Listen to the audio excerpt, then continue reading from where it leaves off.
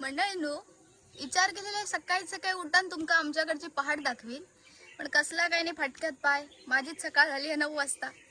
तर उठले आता आईन मस्त नाश्ता शिरवाळे केले ना आणि ते आता खावचे पण आहेत. तर आजचं आपलं कोकणातलं दुसरा दिवस असा, तर दिवसभरात काय काय उठाडवळे करूचे ते सगळे तुमका दाखवतेला. फक्त असेच व्हिडिओ शेवटपर्यंत राहा. मंडळींनो, गावाकडे उशिरा उठलास ना की सगळी कामं आपली आपल्या झक मारीत करूची लागतात. हकडे जो हाजीर तोच वजीर.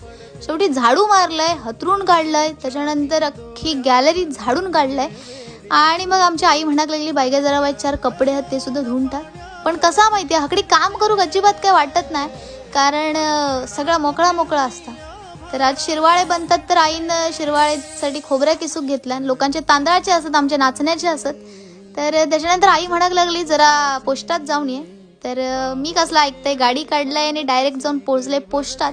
पण पोस्ट होता बंद. इरडभर वाट बघून एकदाच उघडला.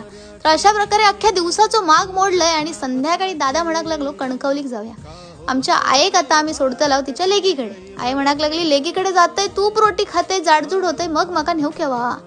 तर आईक थंय सोड लाव आणि दादा बरोबर गेलाय कणकवलीक. आज असं आमच्या काकीची अॅनिव्हर्सरी. तर दादा बरोबर गेलास ना की खाऊ पिऊची लय भारी सोय होता, कारण काय मागशील ती वस्तू तो देता.